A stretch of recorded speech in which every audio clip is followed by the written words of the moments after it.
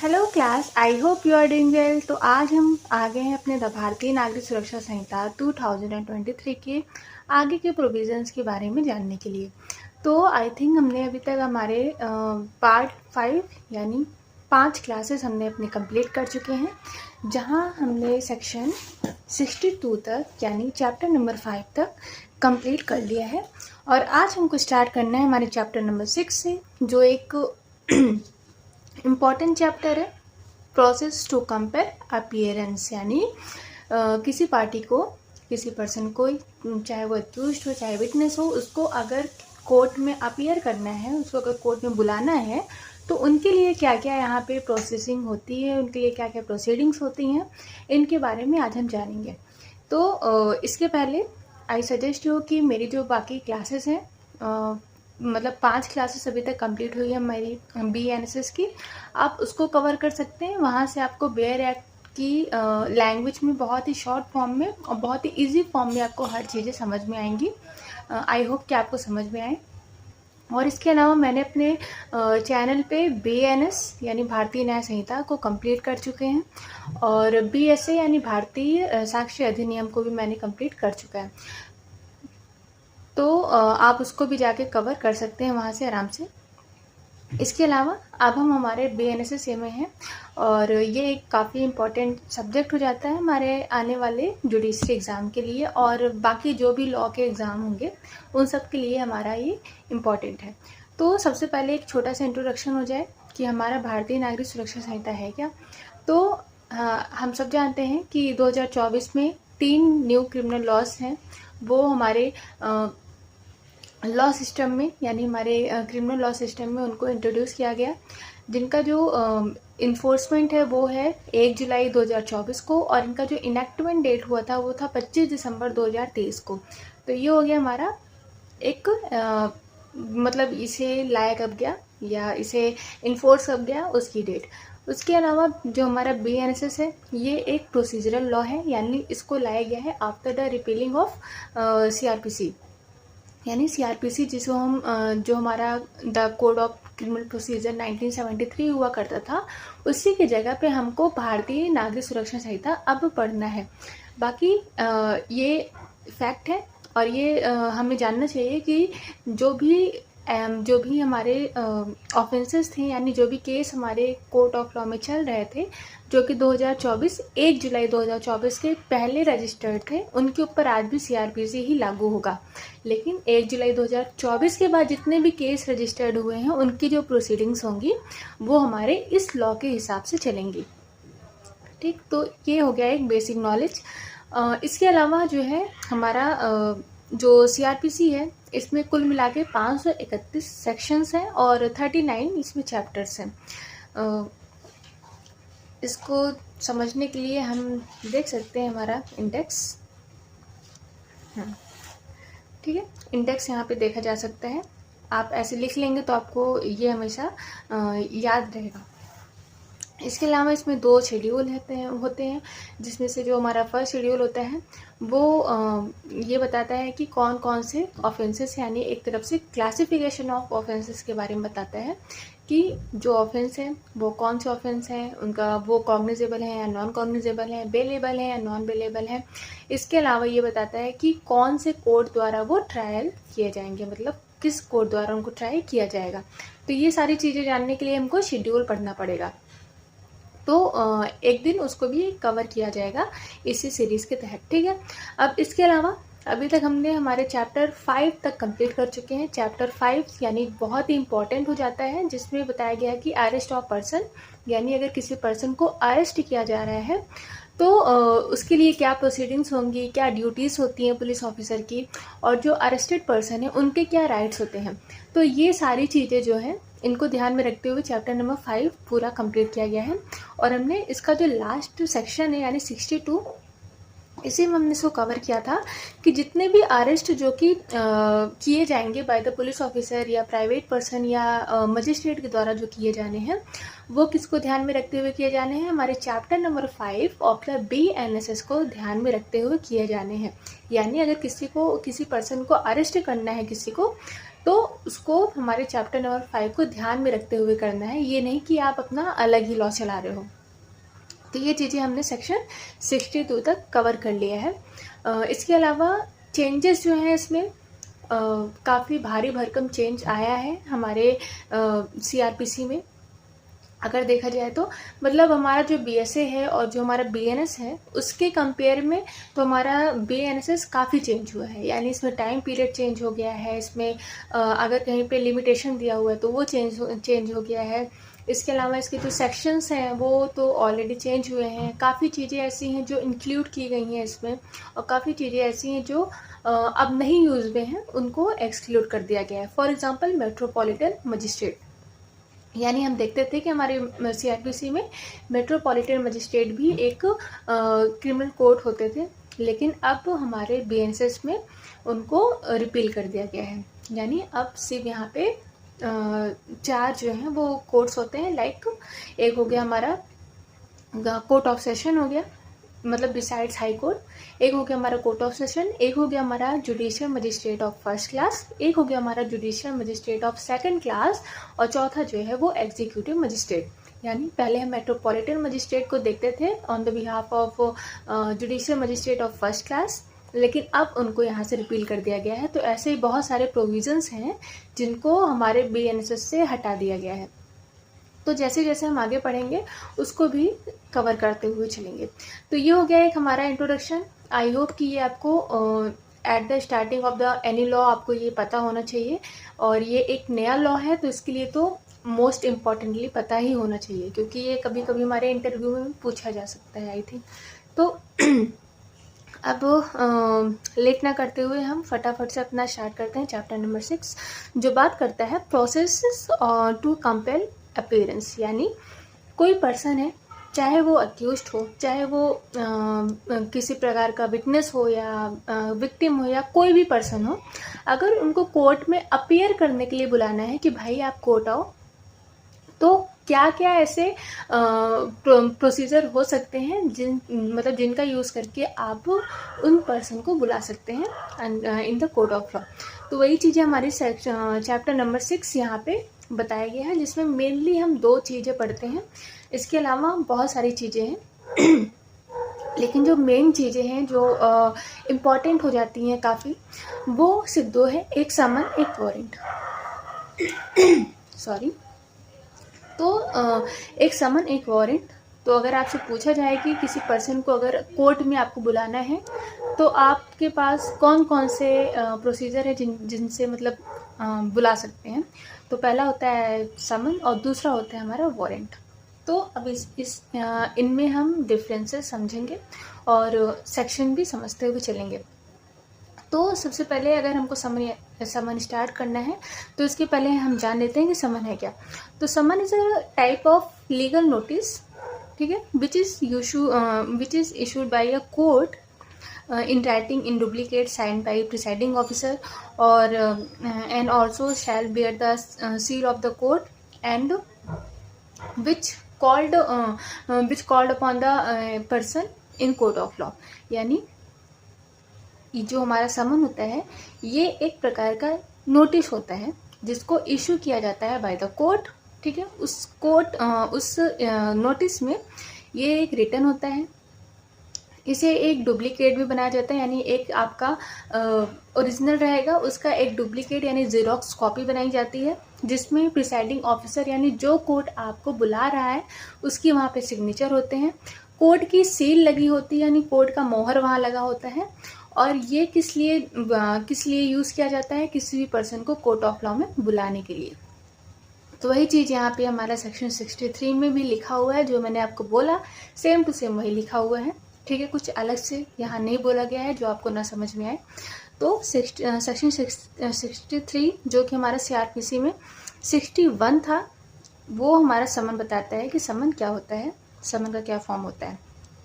तो every summon issued by court under this संहिता shall be in writing duplicate signed by the presiding officer of such court और by such other officer as the high court may by rule direct and shall bear the seal of court. तो वही चीज़ कि writing होना चाहिए, duplicate होना चाहिए और presiding officer के द्वारा यहाँ पे साइन होना चाहिए और यहाँ पे कोर्ट का मुहर यहाँ पे लगा होना चाहिए। उसके अलावा सेकंड यहाँ पे जो है ये न्यूली यहाँ पे एडेड हुआ है, तो न्यूली एडेड है तो इसको ध्यान में रखना चाहिए, क्योंकि हमारे जो CRPC में था वो सिर्फ इतना दिया हुआ था। अब हमारा BNSS यहाँ पे एक्स्ट्रा क्या जोड़ देता है, ये जोड़ता है हमारा सिग्नेचर डिजिटल, यानी एक तरफ से यहाँ पे इलेक्ट्रॉनिक चीज़ें यहाँ पे जोड़ी गई हैं। तो सेकंड क्या बोल रहा है, in an encrypted or any other form of electronic communication and shall bear the image of the seal of the code or digital signature. यानी अगर भाई देखो, अगर इन हैंड भेज रहे हो तो वो रिटर्न में होगा, ठीक है, वेल डॉक्यूमेंटेड होगा, बढ़िया डॉक्यूमेंट में आपको एक नोटिस ऐसी लिखी होगी वो जाती है। पर आजकल हम देख रहे हैं कि हम बहुत फ़ोन का यूज़ करने लगे हैं ना, ईमेल का यूज़ किया जा रहा है, हम इलेक्ट्रॉनिक चीज़ों के मतलब और बहुत ज़्यादा आगे बढ़ रहे हैं, और इतना टाइम भी नहीं होता है कि इंसान को हैंड टू हैंड दिया जाए। अगर मान लो इंसान बहुत दूर रह रहा हो तो ऐसे कंडीशन में यहाँ पे बोला जा रहा है कि अगर यहाँ पे इलेक्ट्रॉनिक कम्युनिकेशन किया जा रहा है किसी पर्सन को, तो यहाँ पे ये ध्यान रखा जाएगा कि वहाँ पे जो कोर्ट का जो सील होगा, यानी जो उसकी मोहर होगी, उसकी इमेज यहाँ पे उसको बेयर किया जाएगा। यानी अगर आपको इलेक्ट्रॉनिक कुछ लिखा जा रहा है यहाँ पे, या इलेक्ट्रॉनिकली कुछ फ़ोटो खींच के भेजी जा रही है, तो उसमें कोर्ट की जो मुहर होगी वो भी उस इमेज में यहाँ पे अटैच करना पड़ेगा, ठीक है। या तो डिजिटल सिग्नेचर होनी चाहिए। अब डिजिटल सिग्नेचर वही है जो हम डिजिटली साइन करते हैं, वो चीज़ यहाँ होनी चाहिए। तो यहाँ पे एक तरफ से बताया गया है कि जो समन है वो हमारा रिटर्न भी जा सकता है और हमारा इलेक्ट्रॉनिक के रूप में भी जा सकता है। यानी आपको ईमेल करके भी आपको इशू मतलब कोर्ट में बुलाया जा सकता है, या व्हाट्सएप पे आपको फ़ोटो वगैरह भेजी जा सकती है नोटिस की कि आप आ जाइए कोर्ट में। तो ये चीज़ें हो गई हमारी सेक्शन 63। अब 64 यहाँ पे बात करता है समन हाउस सर्व, यानी जो समन है, जो लीगल नोटिस है, वो किस प्रकार से सर्व यहाँ पे किया जाएगा, यानी किस प्रकार से दिया जाएगा उस पर्सन को जिसको आप बुलाना चाहते हैं। तो यहाँ पे फर्स्ट यानी सबसेक्शन फर्स्ट यहाँ पे बात कर रहा है कि every summons shall be served by police officer और subject to the rules as the state government may make by an officer of the court issuing it और अदर पब्लिक सर्वेंट। तो पहला तो यहाँ बोला जा रहा है कि जो भी समन होगा वो या तो पुलिस ऑफिसर के द्वारा दिया जाएगा, या तो ऐसे ऑफिसर के द्वारा दिया जाएगा जिसको स्टेट गवर्नमेंट यहाँ पे क्या कहते हैं, डायरेक्ट करती है, यानी उनको एक तरफ से उनको अथॉरिटी दी जाती है कि आप इशू कर सकते हैं समन, और या तो अदर पब्लिक सर्वेंट। प्रोवाइजो यहाँ पे आ गया, तो जो हमारा प्रोवाइजो है वो न्यूली एडेड है, यानी यहाँ पे नया ऐड किया गया है। तो provided that the police station और the registrar in the code shall maintain a register to enter the address, email address, phone number and such other details as the state government may by rules provide। तो यहाँ पे same वही चीज़ बताई जा रही है कि अगर इलेक्ट्रॉनिक चीज़ें हैं, यानी इलेक्ट्रॉनिकली अगर यहाँ पे किसी चीज़ को किसी को नोटिस दिया जा रहा है या रिटर्न दिया जा रहा है, तो यहाँ पे जो पुलिस स्टेशन होंगे, यानी पुलिस स्टेशन में पुलिस ऑफिसर होंगे, या तो जो यहाँ पे कोर्ट के रजिस्ट्रार होंगे, उनको मेंटेन करना पड़ेगा एक रजिस्टर जिसमें क्या लिखा होगा, उस पर्सन का एड्रेस लिखा होगा, उस पर्सन का ईमेल एड्रेस लिखा होगा, उसका फ़ोन नंबर लिखा होगा, या जो भी सारी डिटेल्स उसके बारे में होंगी वो सारी लिखी होंगी। और ये सब किसके मतलब किसका एड्रेस, किसका ईमेल लिखना यहाँ पे बात की जा रही है, उस पर्सन का जिसको आप समन करके बुला रहे हो, ठीक है। तो ये हो गया सेक्शन 64 का 1। 2 यहाँ बात करता है the summon shall if practicable be serve personally on the person summon by delivering और tendering to him one of the duplicate of the summon. तो यहाँ पे वही है कि समन अगर यहाँ पे अगर मतलब एक तरफ से अगर प्रैक्टिसेबल किया जाए तो उसको पर्सनली यहाँ पे सर्व किया जा सकता है, उसको डिलीवर करके, या तो जो डुप्लीकेट्स होता है उसको वहाँ पे देकर। प्रोवाइजो यहाँ पे बात कर रहा है कि that the summon bearing the image of court seal may also be serve by electronic communication in such form and in such manner as the state government may by rules provide। तो इसमें वही लिखा है proviso कि जो मतलब electronic communication से आपको समन भेजा जा रहा है, उसमें जो कोड की सील होगी उसकी इमेज भी वहाँ पे सर्व किया जाएगी, जैसा कि स्टेट गवर्नमेंट ने अपने रूल में प्रोवाइड किया होगा। तो ये भी एक न्यू प्रोवाइजो है, तो उसको भी याद रखिएगा, ध्यान रखिएगा। यहाँ का सबसेक्शन नंबर 3 बोलता है every person on whom summon is so serve personally shall if so required by serving officer sign a receipt. यानी वही चीज़ कि अगर यहाँ पे जो सर्विंग ऑफिसर है अगर उनको रिक्वायरमेंट हुआ तो जिसको ये समन पर्सनली दिया जा रहा है उनका यहाँ पे मतलब उनको सबसे पहले तो एक रिसीट दिया जाएगा और उस रिसीट में यहाँ पे सिग्नेचर भी किया जाएगा, मतलब उसके बैक में जो डुप्लीकेट होगा वहाँ पे क्या किया जाएगा, ये सिग्नेचर किया जाएगा। अब देखिए यहाँ पे जो हमारा सीआरपीसी का जो सेक्शन 62 था उसमें इतने थे, यहाँ तो हमारा जो प्रोवाइजो है यानी यहाँ पे 2 प्रोवाइजो यहाँ पे न्यूली एडेड है, तो इनको ध्यान में रखिएगा। अब आते हैं सेक्शन नंबर 65 जो बात करता है service of summon on corporate bodies firm and society. तो यहाँ पे बात किया जा रहा है कि समन किसको सर्व करने के लिए, या तो कॉर्पोरेट बॉडीज या फर्म या सोसाइटी। तो अगर किसी ऐसे पर्सन को करना है या फिर किसी कॉर्पोरेट बॉडी और फर्म या सोसाइटी को यहाँ पे समन सर्व करना है तो किसको दिया जाएगा। वैसा तो है नहीं कि भाई कॉर्पोरेट बॉडी या फर्म सोसाइटी है, कोई ह्यूमन बीइंग नहीं है, ठीक है। तो यानी आप उनके गेट पे तो रख के नहीं आ सकते हो, है ना, कि भाई तुम इंसान हो, लो तुम आ जाना, ऐसा तो नहीं है। तो ऐसे किसी पर्सन को दिया जाता है जो कि एक ह्यूमन बीइंग होता है और जिसको ये मतलब पता होता है कि अगर मैं नहीं गया तो इस फर्म के साथ कुछ गलत हो सकता है, या फिर ऐसा पर्सन जो कि उस फर्म से जुड़ा हुआ हो, डायरेक्टली जुड़ा हुआ हो। तो यहाँ पे वही चीज़ कि ऐसे मतलब ऐसे कंडीशन में अगर समन सर्व करना है तो या तो उनके डायरेक्टर को करो या मैनेजर को करो या सेक्रेटरी को करो या अदर ऑफिसर जो उस कंपनी के या कॉरपोरेशन के होंगे उनको आप सर्व कर सकते हैं यहाँ पे समन बाय रजिस्टर्ड पोस्ट, या तो बाय पोस्ट कर दीजिए या तो बाय वही चीज़ की इन हैंड को दे दीजिए। तो ये हो गया हमारा सेक्शन 65। तो अगर आप से क्वेश्चन एग्जाम में पूछा जाता है कि कॉर्पोरेट बॉडी फर्म या सोसाइटी को अगर समन करना है तो किस प्रकार किया जाता है, तो वहाँ के डायरेक्टर, मैनेजर, सेक्रेटरी या अदर ऑफिसर जो वहाँ के होंगे रिलेटेबल होंगे उनको समन सर्व किया जाता है, यानी उनको दिया जाता है कि आप आ जाइए on the behalf of this firms, ठीक है। तो ये हो गया हमारा सेक्शन 65। इसके अलावा इसमें ज़्यादा इंपॉर्टेंट नहीं है, इंडेक्स बेस पे क्वेश्चंस आते हैं तो इसमें ज़्यादा ध्यान देने की भी ज़रूरत नहीं है। अब सेक्शन 66 यहाँ पे बात करता है service when person someone can not be found.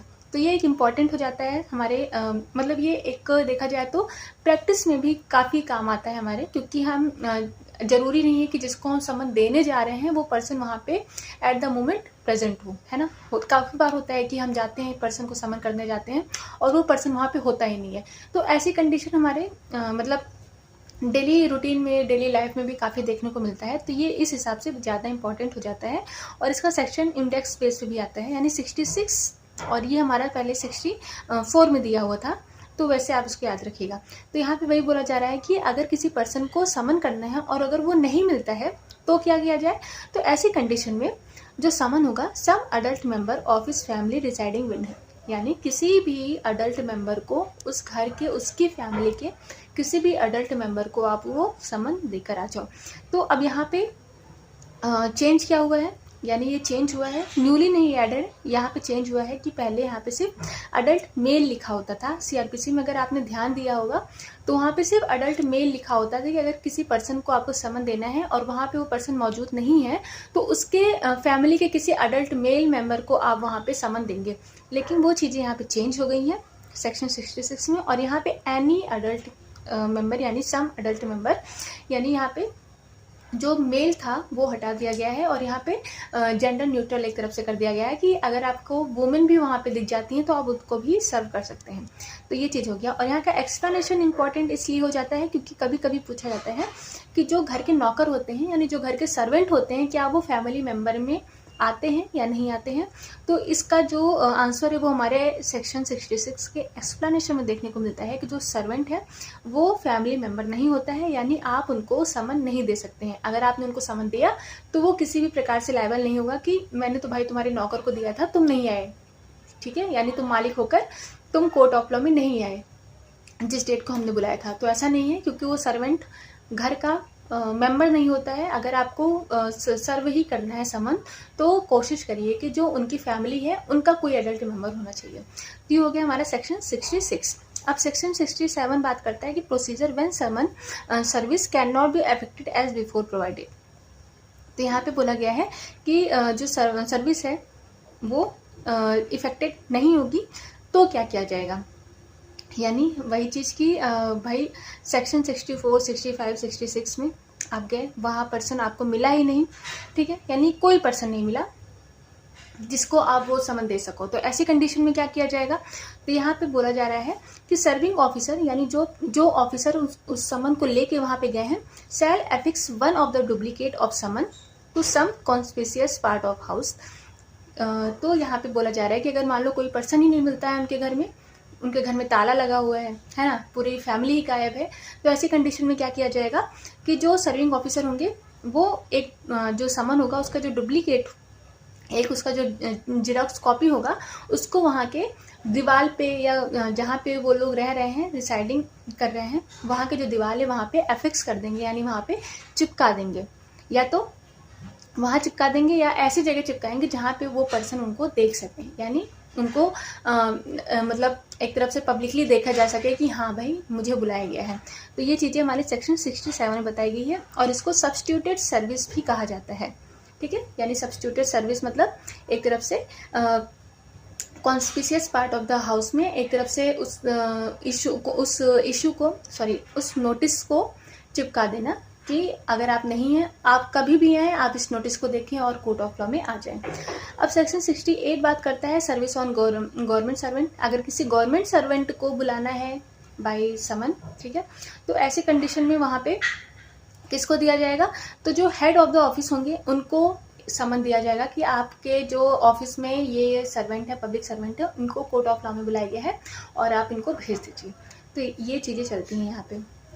उसी वही चीज़ कि यहाँ पे जो सिग्नेचर होगा वो रिटर्न मतलब कोर्ट में आपको सिग्नेचर वगैरह करके देना पड़ेगा, इंडोर्स करना पड़ेगा एक तरफ से कि हाँ मैंने अपनी तरफ से पूरा काम कर दिया गया है, वो चीज़ें वहाँ पे हैं। अब सेक्शन 69 यहाँ बात करता है service on summon outside local limit. तो यहाँ पे समन का सर्विस किया जा रहा है वहाँ पे जहाँ पे लोकल लिमिट्स के आउटसाइड है, यानी जहाँ पे आपको जुरिडिक्शन नहीं है। तो ऐसी कंडीशन में क्या किया जाएगा कि वहाँ पे जो वहाँ के जो मजिस्ट्रेट हैं, यानी जिस एरिया में आपको समन देना है वहाँ के जो मजिस्ट्रेट हैं जिनका वो लोकल ज्यूरिडिक्शन आता है, मतलब जिनके लोकल ज्यूरिडिक्शन में वो मजिस्ट्रेट आते हैं, उनको ये समन यहाँ पे देना पड़ेगा कि आप ये समन वहाँ तक आप इशू कर दीजिए मतलब जहाँ वो पर्सन रह रहा है वहाँ तक आप उसको समन सर्व कर दीजिए। फिर आते हैं सेक्शन नंबर 70 जो बात करता है proof of service in such cases where serving officer not present. तो यहाँ पे प्रूफ बताया जा रहा है कि जो सर्विंग ऑफिसर है वहाँ पे प्रेजेंट नहीं है, तो आप कैसे प्रूफ करोगे कि वहाँ पे आपने समन दिया था कि नहीं दिया था। कई बार ये हेर फेर होता है कि लोग एक तरफ से बहाना करते हैं कि हमें तो नोटिस मिली ही नहीं थी तो हम कहाँ से आ जाते। तो ऐसी कंडीशन में हमारा सेक्शन 70 यहाँ पे काम आता है और ये होता है कि एफिडेविट एक एडमिसिबल एविडेंस है, यानी अगर एक एफिडेविट हमारे सर्विंग ऑफिसर के द्वारा यहाँ पे दिया जाता है कि हाँ मैंने सब किया है या मैंने किसी से करवाया है इस टाइप का, तो अगर वो एक एफिडेविट में लिख के देते हैं तो यहाँ पे माना जाएगा कि ये एक एविडेंस का काम करता है और इससे ये प्रूफ हो जाता है unless the contrary is proved. तो वही चीज़ है कि क्रॉस एग्जामिनेशन में अगर उससे जब तक कि कंट्रेरी ना प्रूव कर दिया जाए तब तक ये एक वैलिड एविडेंस है, जो ये हमारा सेक्शन 70। अब इसके बाद इसमें आता है कि the affidavit mention in section may be attached to duplicate of summon and return to the court. तो जो एफिडेविट होगा वो डुप्लीकेट समन का जो डुप्लीकेट होगा उससे वो एफिक्स होता है, यानी अटैच किया जाता है उसको, और जो कोर्ट का जो रिटर्न होता है उसको यहाँ पे अटैच किया जाता है एक तरफ से। यहाँ पे थर्ड सब सेक्शन में बात कर रहे हैं कि all summon serve through electronic communication under section 64 to 71, यानी 64 से लेके 71 तक जितने भी समन हैं जो कि इलेक्ट्रॉनिक कम्युनिकेशन के द्वारा दिए जा रहे हैं किसी पर्सन को, shall be consider as duly serve and copy of such summon shall be attested and kept as proof of summon of service. यानी ये एक वैलिड सर्विस मानी जाएगी कि इलेक्ट्रॉनिक कम्युनिकेशन आपने किया है और उनके जो कॉपी जो अटेस्ट किए गए होंगे वो एक एविडेंस के रूप में यहाँ पे यूज़ किया जा सकता है। फिर आते हैं सेक्शन नंबर 71 जो बात करता है service of summon on witness. यानी विटनेस को अगर यहाँ पे समन करना है तो कैसे किया जाएगा, तो यहाँ पे जो पर्सन है या तो भाई वही चीज़ की रिटर्न आप दे सकते हो, या तो अगर इलेक्ट्रॉनिक कम्युनिकेशन के उस मतलब इलेक्ट्रॉनिक कम्युनिकेशन करके उनको दिया जा सकता है। कैसे दिया जा सकता है, या तो वहाँ भेज दो जहाँ पे वो रह रहे हैं, या तो वहाँ भेज दो जहाँ पे वो अपना बिजनेस कैरी कर रहे हैं, या फिर पर्सनली वर्क फॉर गेन, यानी जहाँ पे अपना पर्सनली वर्क कर रहे हैं अपने मतलब अपने बिजनेस को गेन करने के लिए, अपना प्रॉफिट गेन करने के लिए। तो इन तीनों जगह पे आप उनका जो है आप उनके लिए समन भेज सकते हो। इसके अलावा जो इलेक्ट्रॉनिक कम्युनिकेशन वो हमने पहले ही पढ़ लिया है कि वही चीज़ ईमेल, व्हाट्सएप, ठीक है, इन सब के द्वारा यहाँ पे वैलिडेशन होता है कि आप उनको एक तरफ से समन भेज सकते हो। फिर ये हो गया कि एक्नॉलेजमेंट कब माना जाएगा, कि आपको एक मतलब आपको जो समन है वो मिल चुका है, तो वहाँ पे विटनेस की साइन लगेगी, यानी जो डुप्लीकेट यहाँ पे दिया जाएगा उसकी यहाँ पे ज़ेरॉक्स कॉपी भी यहाँ पे उनका साइन लिया जाएगा कि हाँ मैंने ये समन जो है अपना सर्व कर लिया है।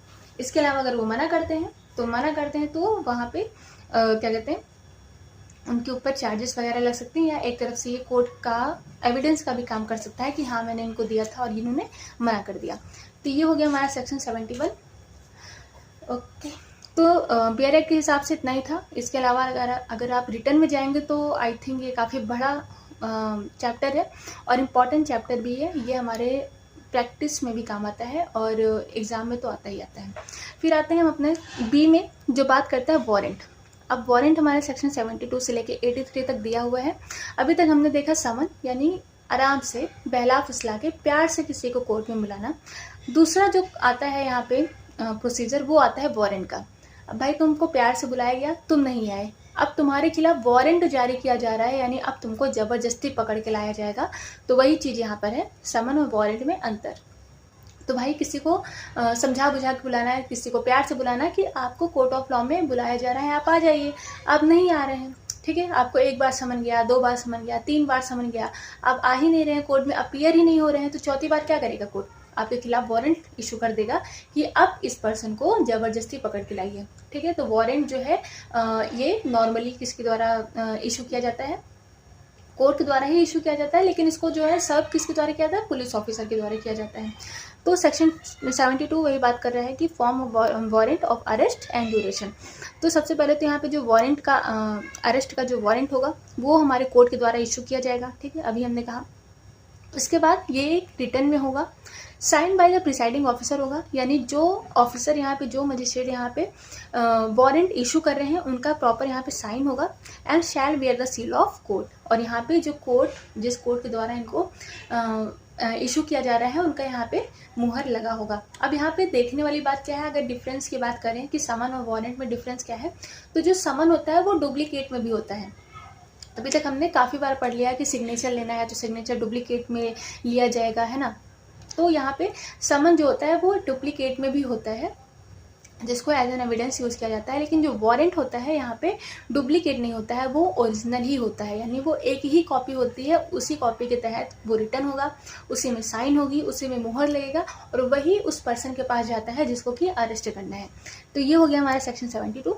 और इसके बाद यहाँ पे जो सबसेक्शन 2 है, यहाँ पे वही बता रहा है कि जो वारंट होगा वो कब तक मतलब फोर्स में रहेगा या कब तक वो वैलिड रहेगा। तो तब तक वैलिड रहेगा जब तक कि कोर्ट उसको कैंसिल ना कर दे, यानी कोर्ट खुद ही अगर कैंसिल कर देती है कि ठीक है इस पर्सन को अब अरेस्ट मत करो, तो ऐसी कंडीशन में अगर कोर्ट कैंसिल कर देती है तो वो वारंट वहाँ पे कैंसिल हो जाएगा और या तो वो एग्जीक्यूट कर दिया जाता है, यानी जिस पर्सन के लिए उसको इशू किया गया था उस पर्सन को अरेस्ट कर लिया जाता है। तब वहाँ पे ये माना जाता है कि हाँ अब जो ये अरेस्ट वारंट है उसका काम कंप्लीट हो गया है। सेक्शन 73 बात करता है कि power to direct security to be taken. तो यहाँ पे सिक्योरिटी की बात की जा रही है कि जो सिक्योरिटी ली जाएगी यहाँ पे अरेस्ट करने के बाद वो किसके अंडर में आती है, वो मतलब किसको पावर दिया गया है। तो यहाँ पे तो यही मतलब सेक्शन 73 में सीधी सी बात, अगर इतने डीपली इसमें ना जाए तो सीधा से यहाँ पे बोला जा रहा है कि जो कोर्ट यहाँ पे वारंट इशू कर रही है किसी पर्सन को अरेस्ट करने के लिए, तो उनके डिस्क्रिप्शन में मतलब उनके डायरेक्शन में यहाँ पे ये भी बोला जा रहा है कि अगर मतलब जो पर्सन है कोई बेल बॉन्ड एग्जीक्यूट उनके खिलाफ होते हैं विथ सफिशिएंट सिक्योरिटी। तो यहाँ पे अगर वो जो पर्सन है जिसके खिलाफ यहाँ पे अरेस्ट वारंट जारी किया गया है, अगर उन्होंने श्योरिटीज़ यहाँ पे दे दी या सिक्योरिटी यहाँ पे भर दी, यानी पैसा जो जितना उनको पैसा देना है या बेल बॉन्ड देना है, अगर इतने पैसे उन्होंने इतने सिक्योरिटी उन्होंने भर दिए हैं एट द स्पेसिफाइड टाइम, यानी जितना उनको टाइम ड्यूरेशन दिया हुआ था उसके अंदर उन्होंने भरा है, तो ऐसी कंडीशन में जिस पर्सन यानी जिस ऑफिसर ने उनको अरेस्ट किया है वो उन्हें रिलीज़ कर देंगे। मतलब वही चीज़ कि हम देखेंगे इसको आगे चल के कि अरेस्ट में वही है कि बेल बॉन्ड लगता है या श्योरिटीज़ लगती हैं, सिक्योरिटी। तो श्योरिटी एक ह्यूमन बीइंग में आ जाता है कि कोई थर्ड पर्सन आपका यहाँ पे गारंटी लेता है कि ये पर्सन कहीं भागेगा नहीं, आप इनको छोड़ दो, ठीक है। तो वो हो गया श्योरिटी। सिक्योरिटी यहाँ पे पैसों से रिलेटेड होता है कि आपको बोला जाएगा कि आप 10,000 या 20,000 या 50,000 इतना यहाँ पे बेल बॉन्ड यानी एक बॉन्ड यहाँ पे पैसे यहाँ पे जमा करो, जिसके तहत आपको यहाँ पे मतलब छोड़ा जाएगा कि आप अगर कहीं भागते हो तो आपके इतने पैसे क्या करेंगे, कोर्ट के द्वारा जब्त कर लिए जाएंगे। तो यही होता है सिक्योरिटी और श्योरिटी में। तो वही चीज़ें हमारे सेक्शन 73 यहाँ पे बोल रहा है कि अगर कोई पर्सन है जिसको अरेस्ट करना है, अगर उसको मान लो अरेस्ट कर भी लिया जाता है और उसने अगर एट अ स्पेसिफाइड टाइम जितना उसको सिक्योरिटी देना है या मतलब कोई श्योरिटी अगर बोला जा रहा है कि तुम अपने बिहाफ पे लाओ, अगर उस पर्सन ने उसको फुलफिलमेंट कर दिया गया है तो उसको रिलीज़ कर दिया जाएगा फ्रॉम द कस्टडी। अब यहाँ पे जो एंडोर्समेंट होता है उसमें क्या क्या लिखा जाना है, तो नंबर ऑफ श्योरिटीज़ यानी कितने पर्सन द्वारा आपको यहाँ पे श्योर किया जा रहा है वो लिखा जाएगा। अमाउंट लिखा जाएगा कि आपने सिक्योरिटी में कितना अमाउंट देना है वो यहाँ पे लिखा जाएगा। और टाइम लिखा जाएगा कि जैसे आपको 3 दिन में देना है, आपको 1 हफ्ते में देना है, वो टाइम यहाँ पे लिखा जाएगा। यानी जो एंडोर्समेंट होगा उसमें ये चीज़ें यहाँ पे इंपॉर्टेंट लिखी जा सकती हैं। फिर ये हो गया हमारा सेक्शन 73। 74 यहाँ पे बात करता है वारंट टू होम डायरेक्टेड, यानी वारंट जो यहाँ पे जो वारंट है जो इशू किया जा रहा है वो किसको डायरेक्ट यहाँ पे किया जाएगा। तो warrant of arrest shall ordinarily be directed by 1 or more police officer. तो यहाँ पे कोर्ट के द्वारा एक या एक से अधिक पुलिस ऑफिसर्स को यहाँ पे क्या है, वारंट यहाँ पे डायरेक्टेड किया जा सकता है, यानी एक या एक से अधिक पुलिस ऑफिसर को बोला जा सकता है कि आपको जहाँ ये पर्सन मिले आप उसको अरेस्ट कर लो। तो ये चीज़ें हमारे सेक्शन 74 में है। और अगर वहाँ पे मान लो एट दैट पॉइंट यानी इमीडिएटली अगर वहाँ पे कोई भी पुलिस ऑफिसर अवेलेबल नहीं है तो ऐसे कंडीशन में वहाँ पे किसी भी पर्सन को डायरेक्ट किया जा सकता है। ये कोई प्राइवेट पर्सन भी हो सकता है, कोई पब्लिक अथॉरिटी भी हो सकती है अदर देन पुलिस ऑफिसर, उनको डायरेक्ट यहाँ पे कोर्ट के द्वारा किया जा सकता है कि आप उस पर्सन को अरेस्ट करके लाओ। सेक्शन 75 यहाँ पे बात करता है कि वारंट में be directed to any person. तो वही चीज़ यहाँ पे कि ऐसा नहीं है कि पुलिस ऑफिसर को ही वारंट यहाँ पे डायरेक्ट किया जाएगा। अगर मान लो पुलिस ऑफिसर नहीं है तो उसके अलावा भी यहाँ पे किसी भी पर्सन को यानी एनी पर्सन को यहाँ पे डायरेक्ट किया जा सकता है। किसके द्वारा, बाय द सीजेएम और judicial magistrate of first class, यानी सीजेएम और जेएमएफसी के द्वारा यहाँ पे किसी भी पर्सन को डायरेक्ट किया जा सकता है कि विद इन इस लोकल जुरिडिक्शन। ये याद रखिएगा कि उनके लोकल जुरिडिक्शन में ही ये उनकी पावर है, उसके बाहर वो नहीं दे सकते हैं। कि कोई पर्सन है जो कि भागा हुआ है, ठीक है, यानी भागा हुआ कन्विक्टेड है, या कोई प्रोक्लेम्ड ऑफेंडर है, या कोई ऐसा अक्यूज्ड है जो कि नॉन बेलेबल ऑफेंस किया है और वो अरेस्ट होने से बच रहा है, ऐसा कोई पर्सन अगर है जिसको अरेस्ट करना बहुत ही ज़्यादा इंपॉर्टेंट है और police officer at that time यहाँ पे अवेलेबल नहीं है, तो ऐसी कंडीशन में जो हमारे सीजीएम होंगे और जो हमारे जेएमएफसी होंगे वो यहाँ पे वारंट किसी भी पर्सन को डायरेक्ट कर सकते हैं, यानी किसी भी पर्सन को ऑर्डर दे सकते हैं कि आप इस पर्सन को अरेस्ट करके लाइए। ये हो गया हमारा सेक्शन 75। तो अब वही चीज़ यहाँ पे एक्नॉलेजमेंट दी गई है या मतलब रिसीट में उनका साइन वगैरह होना चाहिए, ये चीज़ें होंगी। तो ये प्रोसीजरल में है, ठीक है। अब आते हैं सेक्शन नंबर 76। तो 76 बात करता है warrant directed to police officer. अब warrant directed to any police officer may also be executed by any other police officer whose name is endorsed upon the warrant।